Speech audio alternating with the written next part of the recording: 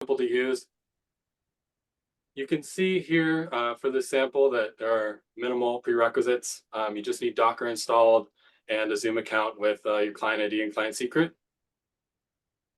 So really this project was developed to kind of show the bare minimum that's needed to get up and running with a headless implementation. I really wanted to demonstrate an efficient configuration that made the best use of Docker and was to an extent scalable, and also really had to focus on a developer experience here. So as we go through this, you should notice that it's fairly easy to set up, and it's really has great ergonomics if you're trying to add on to it, and in a certain sense is pretty extensible. So the setup here is really simple. We really just need to clone the repository down.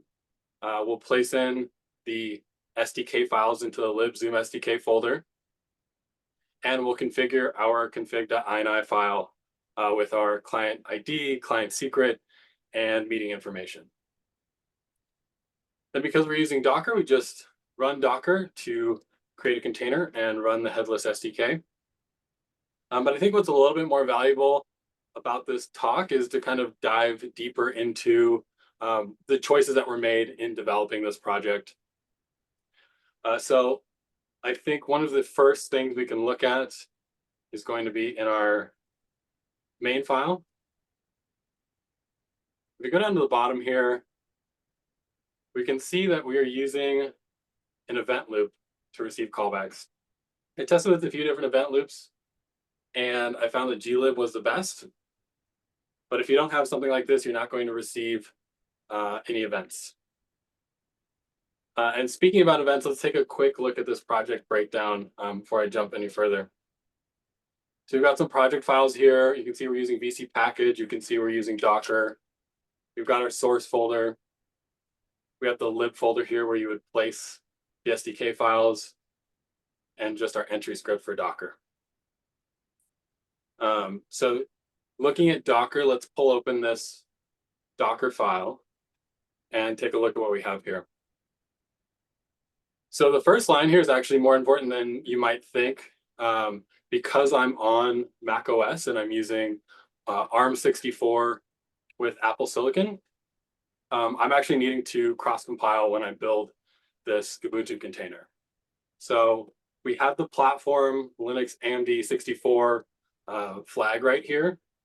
And I've also included in the compose.yaml file. And this just lets Docker know that we're explicitly trying to cross-compile this code. So moving on from that first line there, we set up some variables for our Docker file, and then we're installing our dependencies. Much of these dependencies are required by the SDK itself. I think the ones I added myself are git, cmake, and tar, unzip, and zip. The rest of these are really related to the operation of the SDK itself. So after we install these main dependencies, I've kind of separated out a couple other install commands here for apt. And the reason these are separate is just to highlight two very important steps. And so in order to record raw audio and really make this a meaningful headless bot, you'll need to install and configure ALSA, and on top of that, Pulse Audio. And so this is the installation step of that. We'll look at the configuration step in a little bit. Here is, we're installing Teeny. I separated this as well, just to make it clear that we're doing something different here, and this is kind of an important step. Basically what this is a very simple init system for Docker that allows us to send signals from the host OS into the container and have them be reliably accepted by the CLI.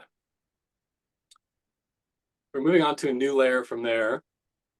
And that was the base layer. Now we have the depths layer. And what I really mean here is these are the C++ dependencies. So these are the dependencies of the project that we're writing here. I use VC package just because I liked the ergonomics of it. And it offers a great way to use a more updated version of CMake, which is always great. So we'll install VC package and all of those dependencies. And then finally, as our build layer, we are using Teeny to execute our entry script and therefore run the bot. I'm just going to pause there. I know I've gone over a lot. I want to make sure that if there's any questions so far, we can get those answered. Yeah, I got a question. So you mentioned something about getting the dependencies for audio. For recording videos, do we need to have something similar, some kind of a virtual video driver? I don't believe so. I don't think there is a, like a FFmpeg or any kind of dependency like that that you need to pull. You should just Okay, be able to, with Ubuntu at least, be up and running with video. okay. Let's see. Dante, I'm going to, it doesn't look like I can message everyone, so I'm going to send some links to you. If you could repost those in the chat for me, that would be excellent. Awesome. Got you covered. So sending a lot of links your way. We've got a getting started blog, an advanced usage blog, and then a couple of videos to go along with that. So I'll just place those in chat for future reference. I think this will be a little bit more of an in-depth walkthrough, but those resources are still there for you. So looking at this last line here, we can see we've got the bin/entry.sh script, and that's really our entry point, as you can tell. So we'll head over there and take a look at what this script includes. So we're setting up our build directory, making sure we have our output directory for our binary. And then you can see we have 3 functions below that. We've got setup, pulse audio, build, and run. So I said that we'd be talking about configuring pulse audio, and here it is. We are starting by enabling dbus. Then just in case pulse audio ran previously, we're cleaning that up. And then we're starting the pulse audio daemon. Finally, we're setting up this virtual speaker output. And this is the Zoom specific code right here. We are adding a line to our zoomus.conf. So that setup pulse audio function actually gets called in the build step. So let's take a look at that build step. Here we're going to configure CMake. If we haven't already built out our configuration files for this build, we'll do that. Then we're looking for the shared library file for libmeeting SDK. Because I'm using a Docker volume, there are instances where moving the file or symbolically linking it didn't really work for me. So I'm actually directly copying it and adding that .1 to the end right there. Oops. Adding that .1 to the end right there so that it can be found by CMake. Finally, we're going to call this, and might not be best practice, but to clean up the output, and because this is such a simple part of the process, I'm just sending it all to dev null. I think there are definitely instances where if you created your own headless bot, that you could probably pull more data from the pulse audio setup and not send it to dev null. I think just because of the use case of this, I wanted to simplify the output and not confuse people and make them think that things were broken when pulse audio throws warnings. And then we'll build the code. Build that source code. That will output a binary called Zoom SDK into the build folder in our run function. So at the end, we're just calling build and run. I want to pause there and just go over any questions if there are any. And if not, we'll keep moving.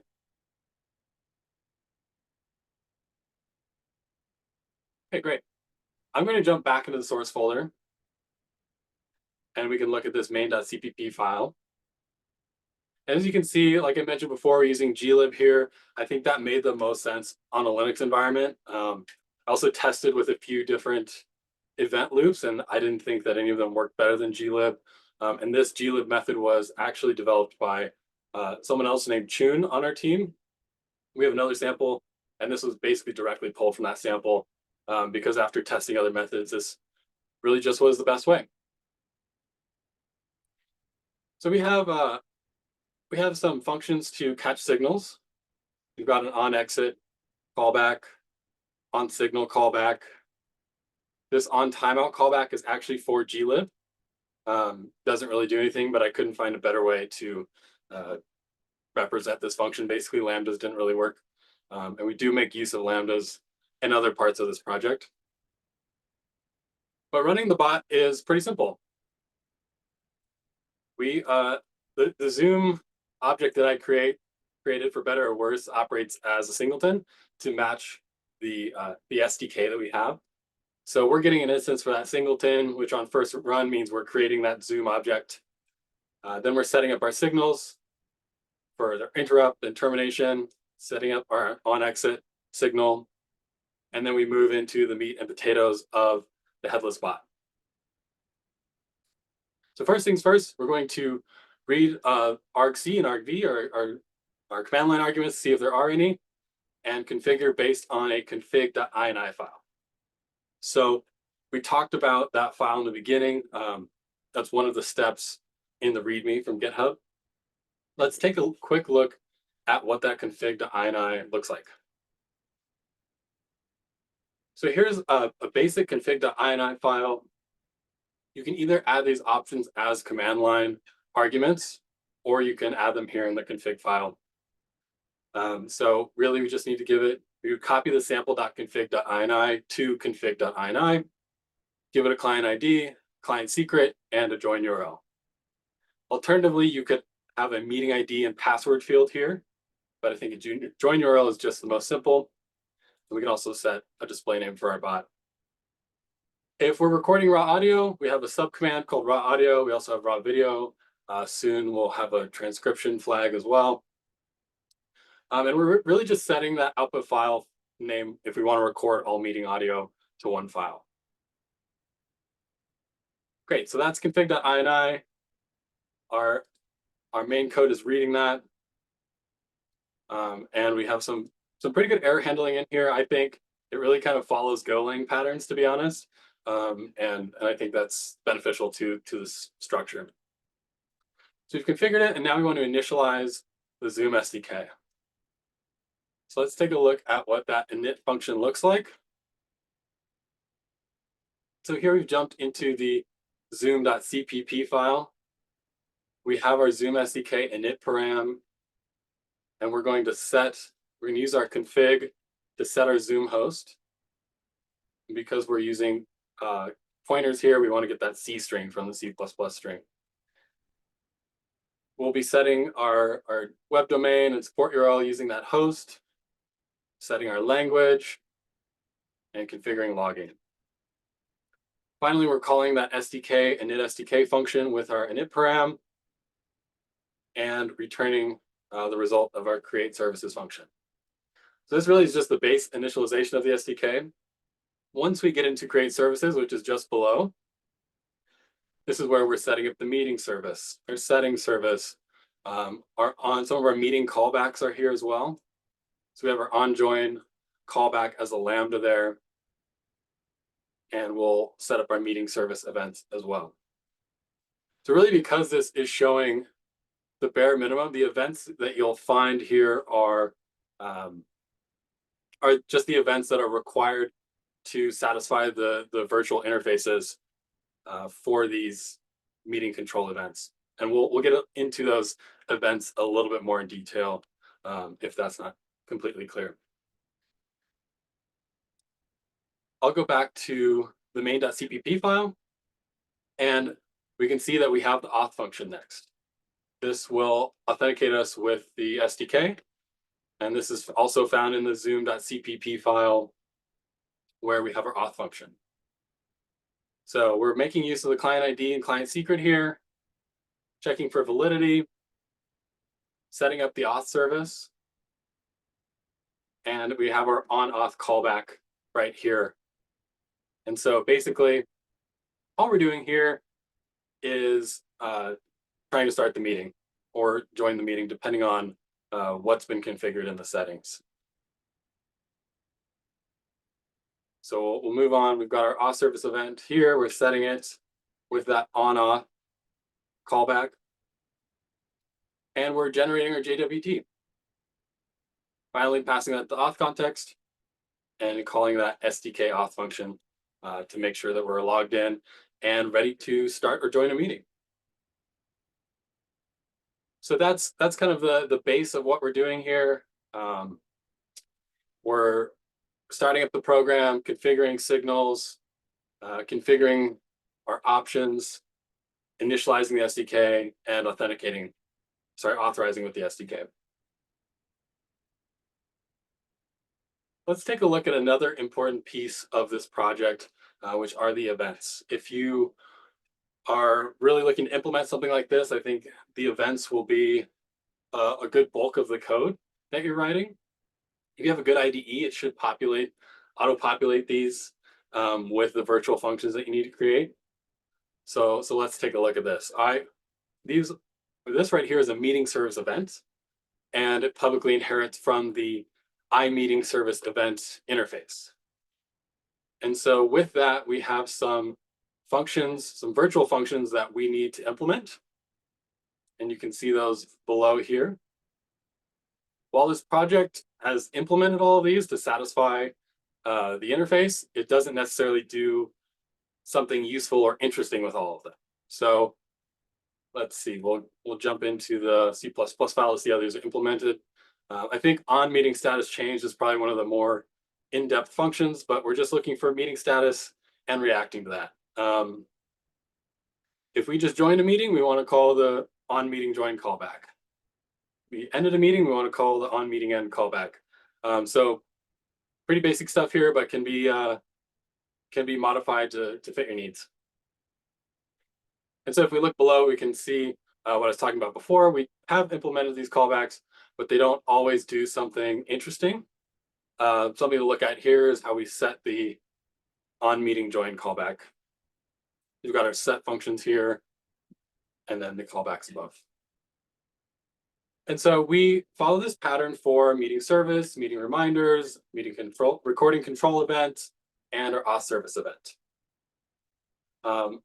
For those of you looking to make bots, I think the recording control event is a really good place to look. You have a lot of great functions here for manipulating the behavior on recording and doing everything you need to do there. So in ours, we're really just using our callback as you would expect. Another critical place to look is auth service event. This will log us in, let us know if our JWT is valid or invalid. So important code there. If we look at raw record, this is a folder that handles all the raw recording. It's a very similar setup or pattern to the events where we are implementing virtual functions for interfaces. So here we can see we've got on raw data frame received, on raw status changed, on renderer be destroyed. And so these are for raw video recording. We've got some functions here. When we receive a raw data frame, we're writing that to a file, and we're just writing out a YUV file down here. So there's a variety of things you could do with this, including fixing this indentation. So it doesn't just have to be writing out a YUV file. You could be, reaching out to a cloud service, or ideally storing it in a buffer that you use for a cloud service in another thread. And then, yeah, similarly, we've got the same thing for audio raw data. Except here, we're just writing it out to a file. If we're recording multiple users into separate files, then we have a specific function for that. Otherwise, we're kind of just sending it all to a file, dumping it all into a file. So that's the raw record folder. Very similar pattern as the events. And if you're looking to modify this for your own use case, the raw record folder is probably a good place to start. And then we just have a couple of util classes here. So a function to log things out. This is super basic. Tried to make it fun and visual. So, we have check marks, cross marks, and hourglasses that might be shown. And then singleton, because I believe, no, config is not a singleton, but the Zoom object itself right here is. Yeah, so that is the Linux SDK headless bot. I don't think I'm missing anything. Another good place to look if you're familiar with CMake is the CMake list. I think this is, when I was developing this is one of the things I had maybe more trouble with, or CMake kind of had some dependency issues as it does. Another great place to look is this vcpackage.json. You can add your dependencies in here.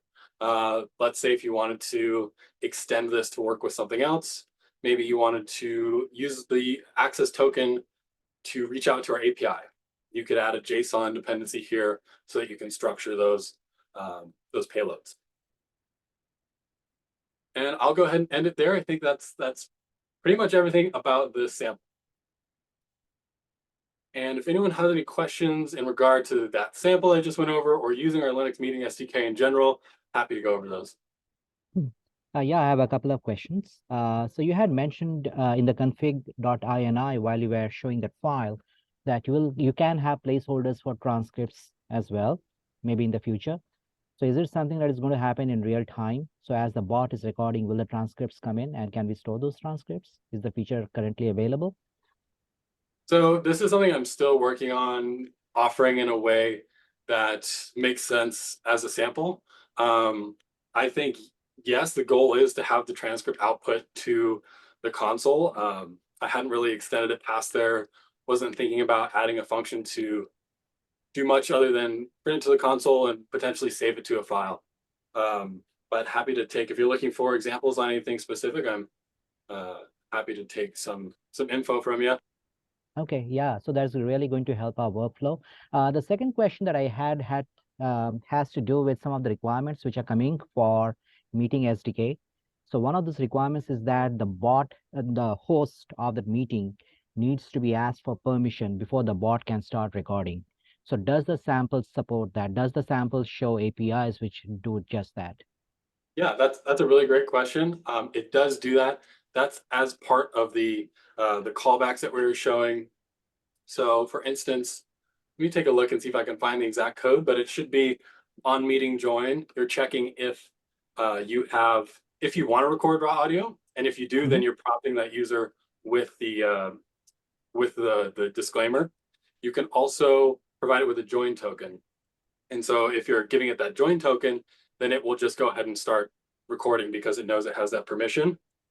I think another place I want to take this sample is to, similar to what I said, is to add some API capabilities here so that you can just say, join token, yes, and it will try to go fetch that using the API if it has the proper permissions. Jumping back to that transcription part, I just want to make it clear that I'll basically be adding places so that you can set up with a cloud transcription provider. So if you're using Google Cloud or AWS, there will be kind of a credentials section for that specifically, so you can use their service. I see. So it's not going to come directly from Zoom as such. It has to be through a cloud provider. Okay. Exactly. I see.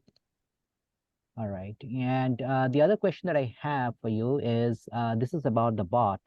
If we already have a published app, for example, right, from where we are calling the recording API to, for example, to start a recording which shows the disclaimer, the Zoom disclaimer, right? Does the requirement for asking bot, the host for permission automatically met when we call that API, the cloud API, or do we have to do something different for that? So the cloud API itself should prompt the user, and that should be all you need to do.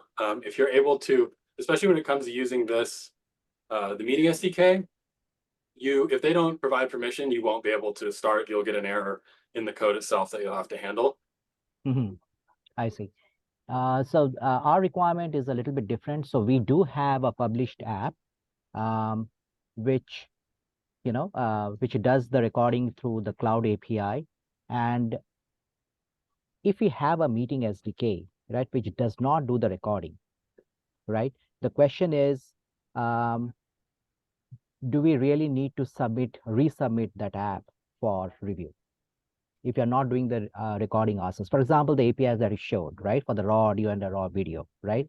But at the same time, I'm interested only in the events, but not exactly the recording part, right? So does it come under the ambit of the new requirements? I see. That's a good question. don't think that it would, but in order to allow people from cross accounts to join, you would want to publish it and resubmit it for that reason. But if you're not collecting any new data, then you don't need to resubmit it to the store, to the marketplace.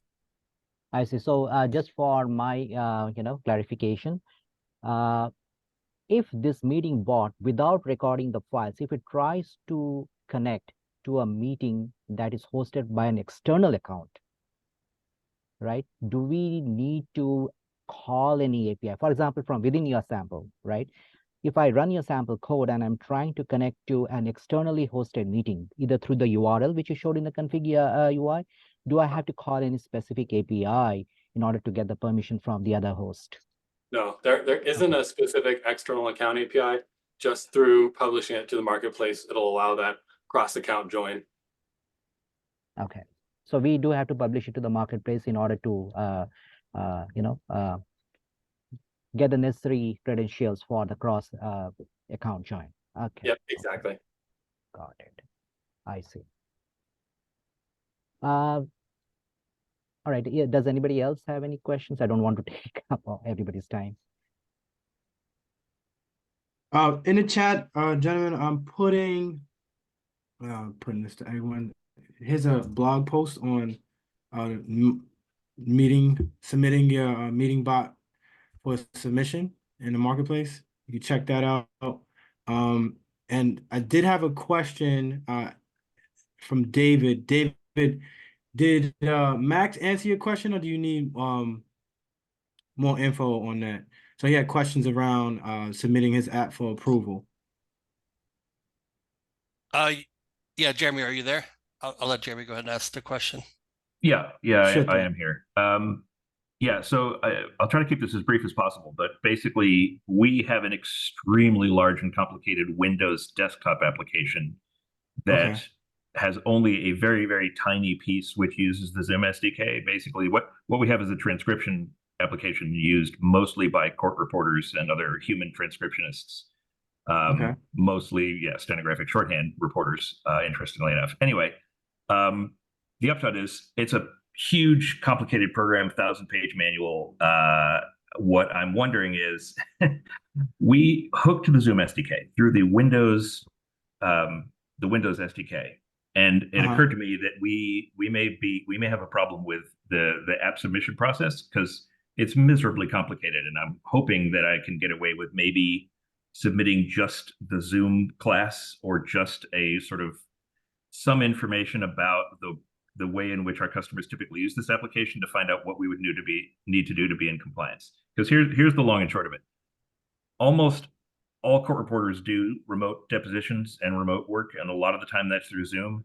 The vast majority of them, unfortunately, and I have no control over this, the vast majority of them join Zoom on a second device and run an audio cable into their laptop and record the audio externally that's coming through the cable. So they're not even joined to the meeting on the same computer that's running my application in most cases. In fact, it's not even that's beyond even our application. We have 4 or 5 other competitors in this marketplace who use different pieces of software, and they almost all do the same thing. They hook up to Zoom with a second device and record audio through a cable, which is absurd. But the fact is, they are in fact recording the audio from these meetings entirely outside the sort of walled garden here. So that we have no control over. However, as more people started doing remote work, we added one and only one feature that uses the Zoom SDK. As we started playing around with speech recognition and other methods of using the audio we are already recording to produce text, a lot of reporters said it would be useful to know who was talking at what time.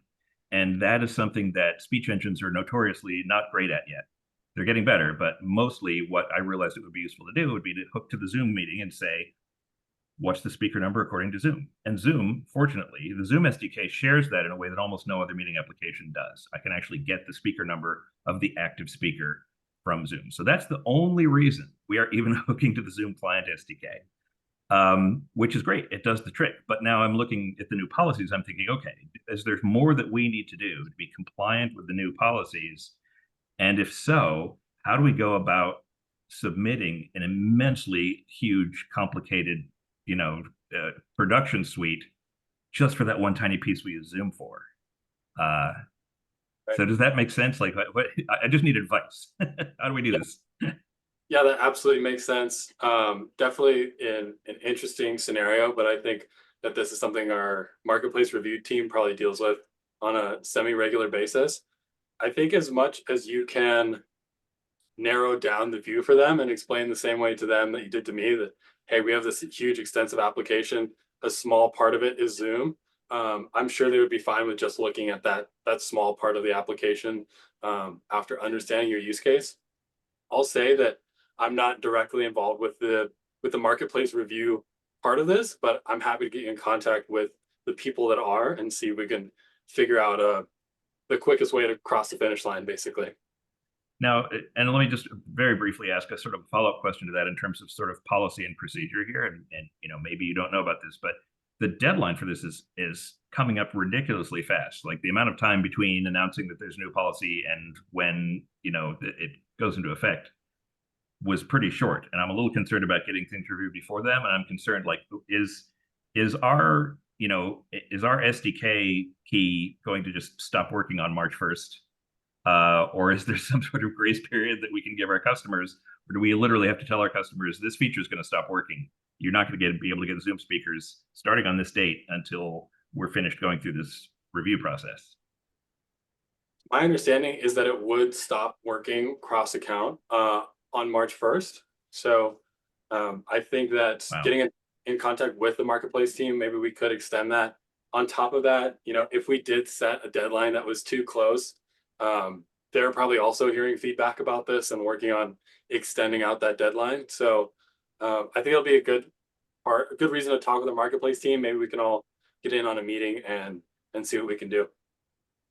All right, but as far as you can understand with what I'm describing here, there would in fact be additional components that we should add in order to be compliant with the procedures. So even if, for example, our customers are recording through a loopback or some other mechanism, it would be better if we could actually, if they are joined into the meeting through our software, we should actually issue a separate notification saying we are externally recording this meeting. I mean, that's yeah. So that is a requirement. Yeah, and the meeting SDK can do that. But if you're using it in a headless fashion, then yeah, you'll want to show that recording disclaimer. And it'll be shown to the host in the meeting. But as far as our policies go, yeah, you'll want to at least let the user know, hey, we're recording in Zoom now. Okay, and so in other words, we can issue that notification even though we're not using the audio, even though we're not using the Zoom audio SDK components. Right. Yeah. Right. Exactly. Okay, because I did notice that the SDK actually had functions in it specifically for just issuing notifications and getting permissions, regardless of the functionality. So I thought this is probably why that's implemented that way. It is, yeah. And if you're using the graphical instance, then that's what those functions are great for. And for the other people using the Zoom client in the meeting, they'll all see that disclaimer. But if you're building kind of this small, basically diarization feature into your app, then I'm guessing there's kind of not really the same UI interaction. So then you'll just want to kind of have a banner in your app or a dialog window or something like that to let them know. Yeah, well, the app, I mean, basically the client SDK on the Windows side by default, it launches essentially a full Zoom client window, which is fine. I have no problem with that. And they generally just sort of leave that in the background while they work in our software, because on our software, they're primarily concerned with creating the transcript. So, all right. So, but the upshot is, yeah, basically what's going to happen is when that deadline expires, it will spontaneously stop working unless we can reach out to somebody in the marketplace team to prevent that from happening. So yeah, that's my understanding. It's a little bit different with the diarization feature, but I just want to play it safe and say that yes, it will stop working. Well, because that's the thing, we're always joining external meetings. All court reporters almost never are the hosts of the meetings. The host is the the law firm or the reporting firm, et cetera. So, and this is specifically a policy that has to do with joining somebody else's meeting, as I understand it. So that's why it's like it fits into this weird edge case where we have a bunch of things we got to do to make this exactly right. Absolutely. Yeah. I'd say you're on the right track. Yeah, I forgot that the Windows SDK specifically is kind of tied to the GUI there, which is ironic because I do have a sample for that where we hide the windows as best as possible to kind of create a headless flow that I can send your way. I don't know if that'll be helpful, but yeah, if they have the window open because they're using the Windows SDK, then all of the disclaimers and dialogues will be shown there as recording permission is requested, and different things happen throughout the meeting. All right, but the upshot is we do need to talk. We just need to talk to the marketplace team and get somebody on the horn there. Absolutely, yeah, and they should be able to push you through the process pretty quickly based on what you're using. Max, is there a good email address or something that of somebody that we can talk to there? Abe Queen is their manager. I usually point people his way and have him filter them down. So I can his email would be abe.queen@zoom.us.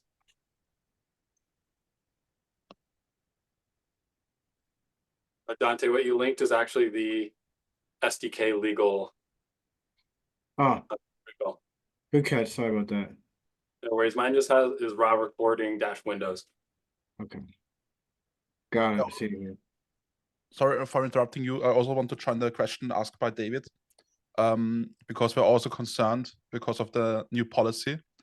And the email states your app must be submitted for review by March the 1st, not published.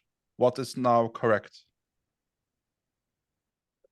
I assume that it needed to be published, but it sounds like it just needs to be submitted. So I don't know I don't know when they're going to flip the switch to actually disable old functionality. Maybe we can follow up on that and just get a more concise deadline. Yeah, we could definitely follow up on that. Because that's what, based on what you said, that's what it sounds like. But we could follow up and confirm. Also, Max, could you share if your sample saved to an MP4 file? I believe it did. Linux Mini SDK. It'll save to a YUV, so I don't have anything to do the MP4 codec or anything like that. Just a simple YUV file, which you can probably re-encode as MP4. Okay, there you go. So there's a question provided by Pablo. Thank you for that.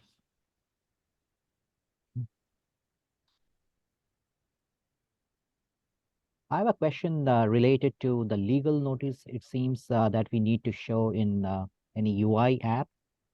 So let me give the context for that. We have a Zoom app or Zoom UI app, which which is a published app, and at the same time, it acts on the Zoom events which are coming in to our services. And we do something with those Zoom events. For example, the meeting started, meeting ended. We have some workflows around that. Since it's an already established app, and since we are already showing the recording prompts, do we need to implement something like a legal notice, which basically tells everybody who is using that app, saying that these events are getting processed? Do we need to have that kind of requirement? Because I didn't understand the requirement completely. You mentioned that you're using a UI app. Does that mean you're using essentially just the UI from the SDK itself? Not from the SDK itself. So we have our own UI, right? But we are calling some of the SDK APIs in order to get the events. Got it. So in that case, what do we do? You would want to implement your own disclaimers there, just notifying the user, hey, this is what's happening.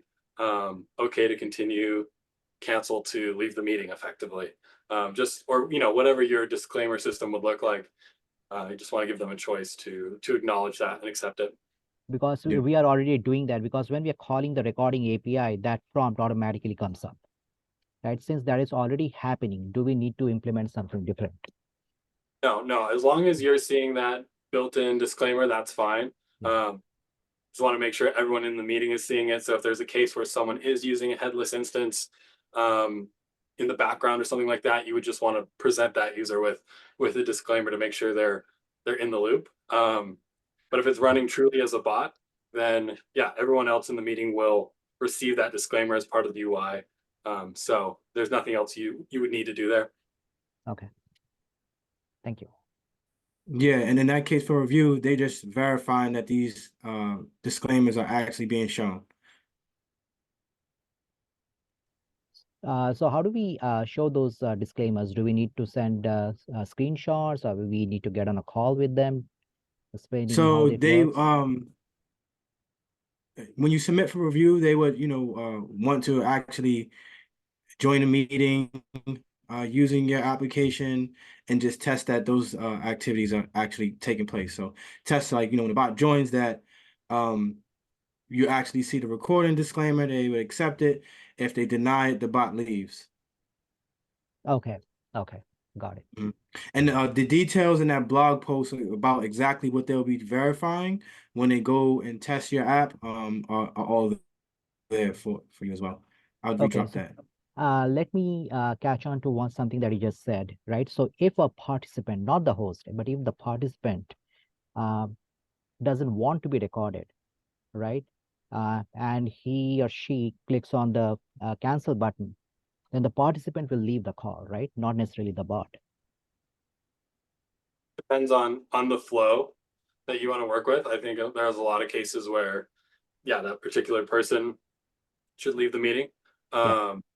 But you could also have the bot leave. It just kind of depends on the use case there.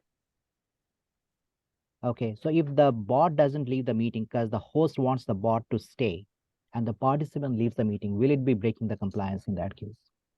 Yeah, absolutely. Mhm. I mean, you could go as far as saying, we are recording this meeting. If you don't want to be recorded, leave the meeting, and then it's up to them. Got it. Okay.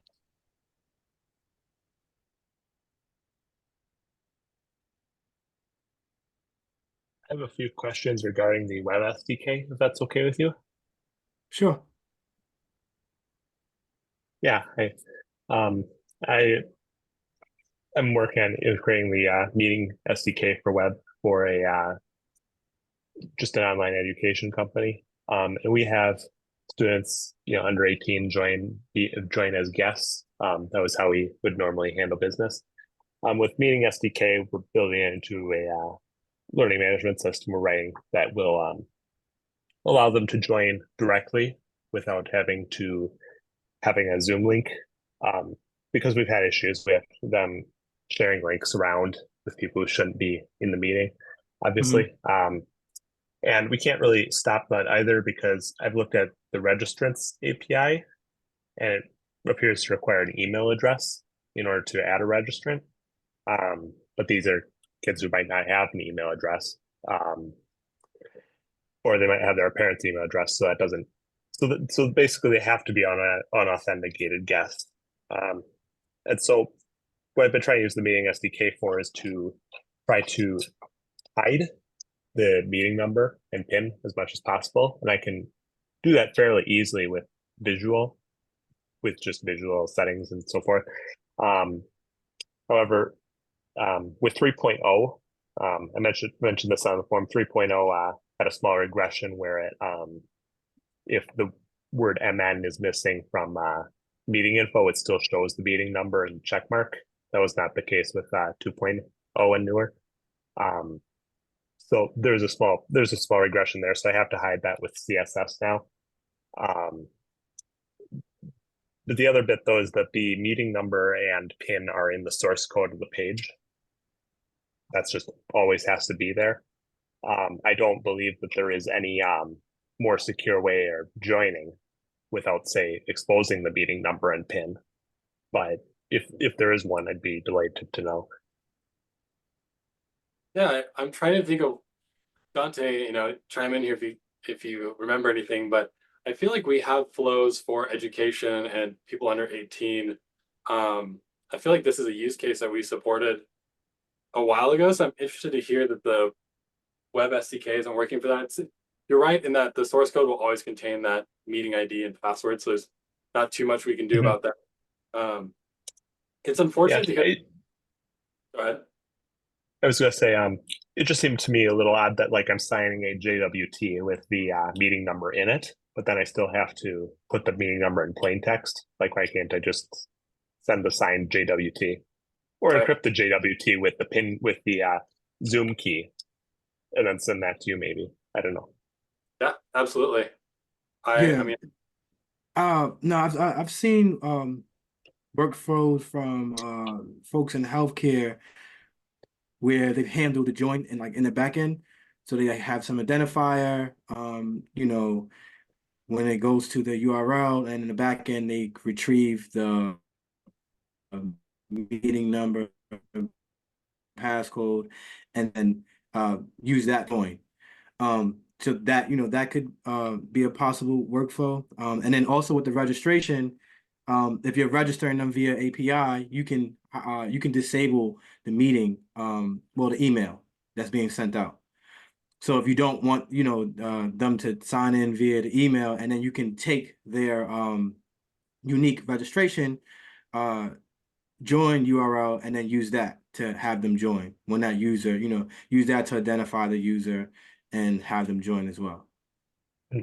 So can you create a new registrant without providing an email?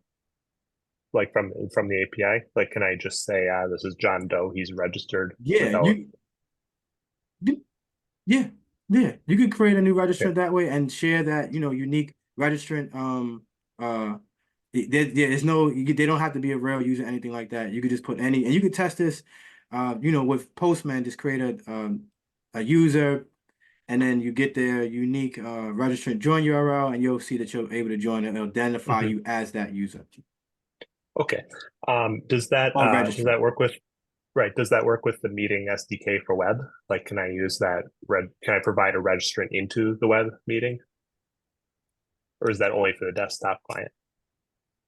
Yes, you can join, so you can parse like their you know, passcode that's generated and use that to join. Okay. Interesting. Cool. I'll take a look at that then. And yeah, I'll also attach the little just note I left on the form about the little 3.0 change. Let's put that in the chat. Okay. we should submit a bug for that, because that sounds like it's just flat out not working. I can't think of a reason why we would intentionally do that, basically. So yeah, if you send that link to us, Is it for component view? This is for our client view. Because yeah, so there's that meeting info field in it, which you can say what goes in the check mark, like topic, host, DC, enc type. Meeting number used to be MN. So if you were filling this out and you left MN out of that array, the meeting number would not go up there. But now the meeting number always goes up there, regardless whether MN is present. And I can't find anything in the change logs mentioning that. Okay. All right. Yeah. I can definitely help look into this. Yeah. Okay. Cool. Thank you. Thank you. I appreciate you bringing it up. So we're almost at time, folks. Probably like have time for like one more question before we have to go. Yes, Anything I else have that a we- question. Sure. It's about the banker's question also. What happens if the bot is joining, yeah, let's say a third-party meeting? Let's say we don't host this meeting. So, for example, this meeting, if the bot is joining here, the bot is not able to produce that prompt for the legal UI disclaimer. Is in this case a chat message enough? So wait, I'm just understanding, you said it was or wasn't producing the disclaimer. Well, I think in this case, the bot is not able to produce that, right? Yeah. Yeah, in that case, you'll just want to show one of your own to the users. The users in the meeting using the regular client should all get the disclaimer. It's really only in an instance where you're using the SDK in the background of an app that has a UI, and you expect someone to interact with your app, and that meeting is going to be recorded. If your user is not directly interacting with the Zoom client, but they are being recorded or video is being sent, then that's an instance where you'll want to provide your own disclaimer, essentially. Okay. So the Okay. question, I believe, is if the bot is joining as a participant, a simple participant, right? Headless bot.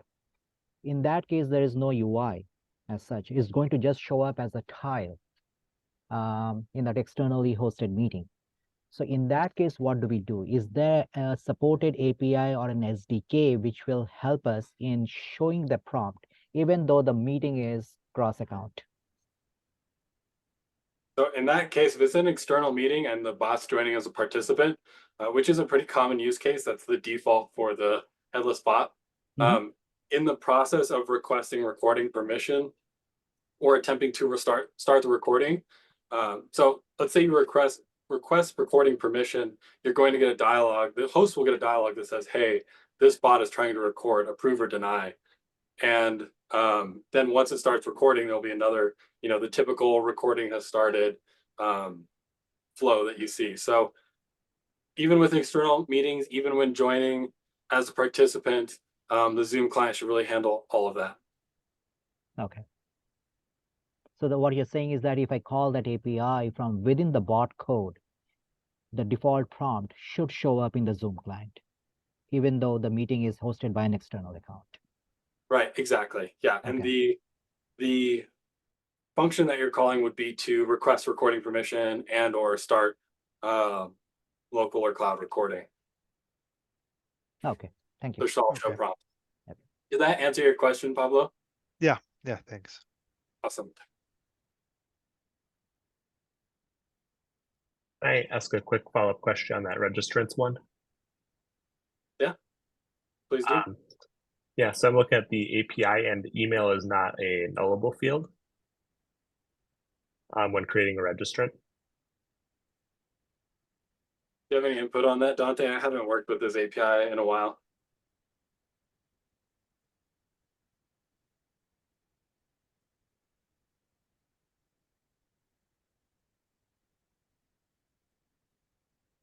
I'm pulling up the API right now just so I can be on the same page.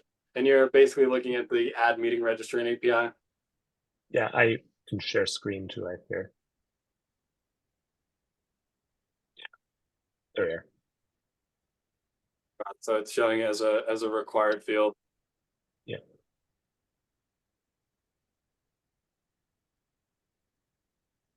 Do you have any input on that, Dante? Is this something you think we changed recently, or?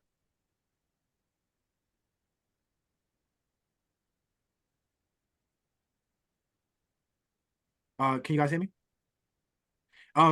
Yeah. I don't think that you can put any email in there. It accepts dummy emails. It does it if I don't dummy emails. It does it if I don't. Yeah, I believe you can just put, at John Doe, and you'll get the response. You're just looking for the response, and you just want that join URL. Okay. That's generated. Register ID. Yeah. Okay. Does it can I disable Zoom doesn't email anyone with that email address, does it? That's only for backend use. Zoom doesn't email anyone. They typically do, but you can, I think Dante was saying you can disable that email. Is that correct? And is that through the? Yeah, you can disable whether that the email is sent out. Okay. Is that in the API or where does that go? Is that in the API or where does that go? There should be a flag in there that says, don't send email. No email is sent after registering.